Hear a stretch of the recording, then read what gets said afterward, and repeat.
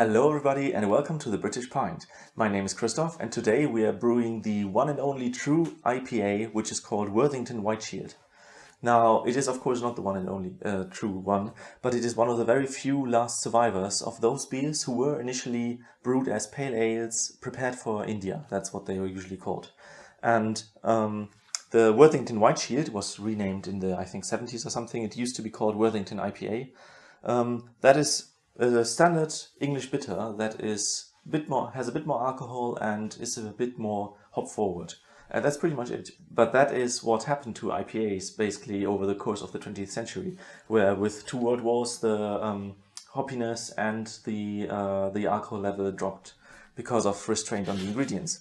Why the English population decided that they wanted to keep those beers after Second World War that were really thin and not comparable to what they had before the World Wars, I do not know, but that is something that seems to be a bit common in England. If you think about the way they make their sausages still with some flour in it and not high meat content, or that they still have fortified wheat flour, which contains just chalk. These are both things, as far as I know, that were introduced during the Second World War because of shortages in meat and in flour and in milk, the calcium deficiency from lack of milk. That was the reason for the fortified flour. And yeah, they're still doing it. Maybe it's traditionalism, I don't know. So what are we going to do now? I have my two books here, the Real Ale Almanac and the Brew Your Own British Real Ale. They both contain that beer, so it's not something that is very difficult to find, and especially with the complete recipe from the Brew Your Own British Real Ale, you can make a beer that is very close to what you would probably get. I have never drunk the original, so I'm not 100% sure. So the older recipe has a very low amount of crystal malt, 4%, and most of it is pale malt. But then you also add maltose syrup to boost up the ABVs. So a lot of the alcohol content does not come from malt. It will not introduce malty flavors, but be very neutral and just have a slightly higher alcohol content. And that is why in the Brew Your Own British Real Ale, they recommend to use white sugar. Now, something that I noticed is that even in the older recipe, they specify 21 units of color, and they do that in the newer book by adding lots of crystal malt. So they have a very malty and darker beer, whereas here it's probably just colored. I'm going to go with the paler beer because I think that fits a bit more to what I expect from an IPA. That's not something traditional. I will just not add anything that is really dark. So 4% crystal malt. The rest is pale malt. I'm going with 760 grams in total of grain and then 200 grams of white sugar. So you have a bit of crystal malt in the top and the rest is pale malt. Okay, so I'm going with white sugar, not the maltose syrup, but just as they specified here. If you use brown sugar or raw cane sugar and you add it for 10 minutes in the boil, this actually introduces some flavor because the cane sugar turns into invert sugar, and that is transformed by the yeast into something that has flavor. So I might actually just add it towards the end of the boil, or so basically in the whirlpool, because that is how maltose syrup would taste. The effect would be the same, but it is tasteless. And I expect that in the future I will do some experiments with invert sugar and see how that actually changes the taste. Because nowadays, or basically in the 90s mostly, nowadays the English breweries don't use invert sugar as much anymore, but they used to have especially dark miles that used lots of dark invert sugar, and that would introduce flavors of plum and other fruits. And of course that is something that is not just used to increase the ABV, but to actually introduce flavor. So this is going to be quite interesting, maybe in a few months. We'll see. So the mashing is quite easy. I'll do that in a second. Just mash it in as always. Standard temperature compared to the buckwheat that we did last time. This is going to be a lot easier and a lot more English oriented with just one mash at 66 degrees. And then I'm going to hop it. Sparging is probably going to work really easily. I had lots of problems with the buckwheat, but I don't think there will be any issues with that. And then we're going to the hop boil. So for the hopping, we have a mixture of Challenger and Northdown. Northdown is one of the hops that I very recently managed to buy, and I tested it for dry hopping already, but I actually misremembered. So it's not used for dry hopping. The Worthington White Shield is done as a standard British bitter, and that is with only late boil additions of hops. And there are no dry hopping, no whirlpool. So sugar might be the last addition in my hops list. So for bittering, we use, what is it, not half, it's 7 grams of Challenger and 4 grams of Northdown, just to get, so that there are several reasons why some breweries use several bittering hops. If you use one that you're very confident with, this is completely fine and you will get a nice bittering profile, like Challenger.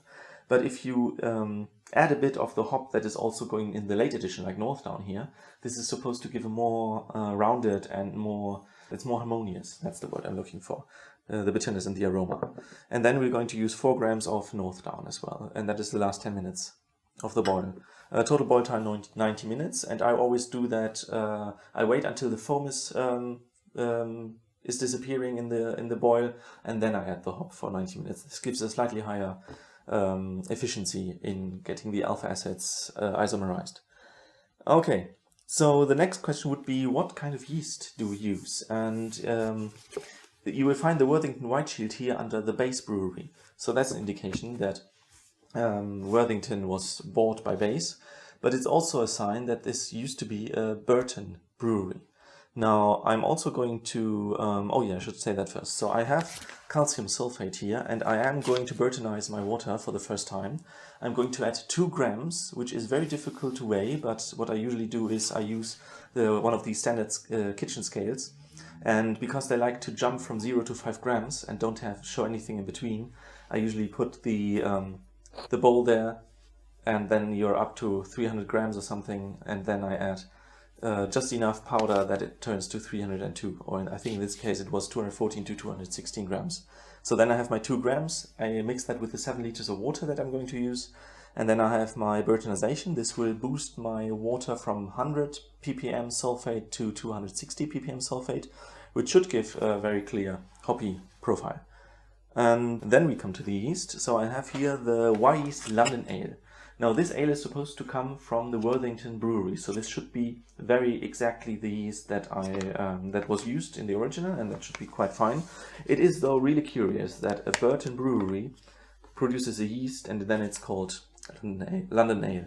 That's really strange. I have no idea why that is the case, but maybe they had a London brewery and that is where the name came from.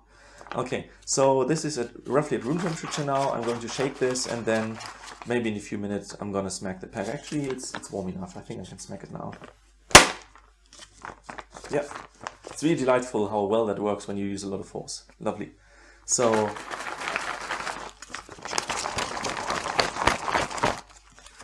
in 3 hours, sizzling and foaming. In 3 hours, when this one is ready, I will probably also be ready with the beer. So, yeah, that's pretty much it. I don't think there's anything I left out.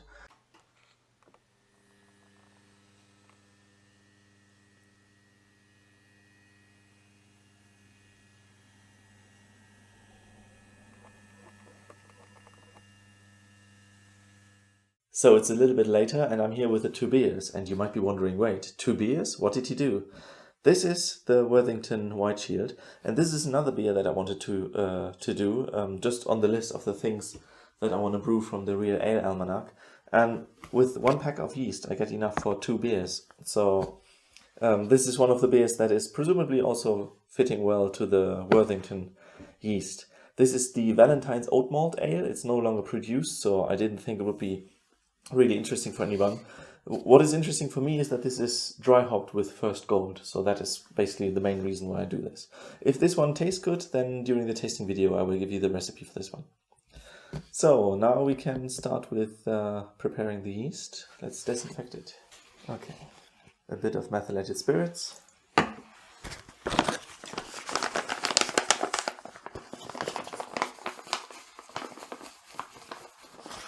Okay, let's see if I can open this one as well as the Scottish Ale pack. Something that I noticed is I bought this one at the same time as the Scottish Ale. Obviously it's a bit older and tired now.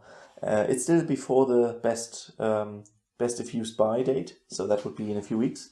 But it is less inflated than the Scottish Ale one. So I will have to take care that this one is really well oxygenated.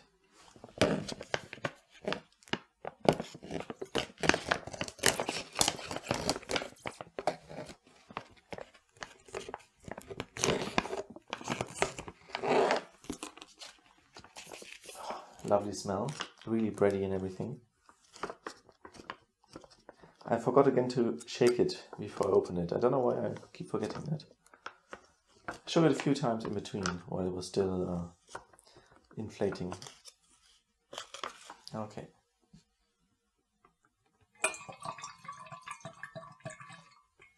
Yep.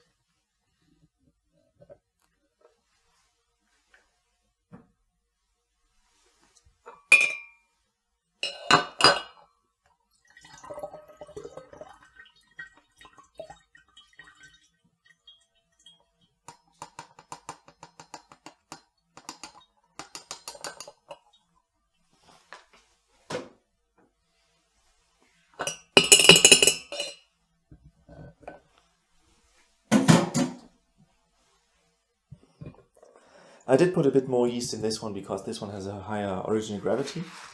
So it was supposed to be a 1050, but it's over 1055 now. I guess that is because I just roughly estimated the amount of sugar I would need. And I should probably have really calculated it, but it's fine. I mean, I'm gonna get an original gravity which fits a higher alcohol beer, but it's still going to be done with the sugar as it was customary in the 20th century, which is nowadays not really that as common anymore. Okay, so I'm gonna shake them a bit and then we're ready.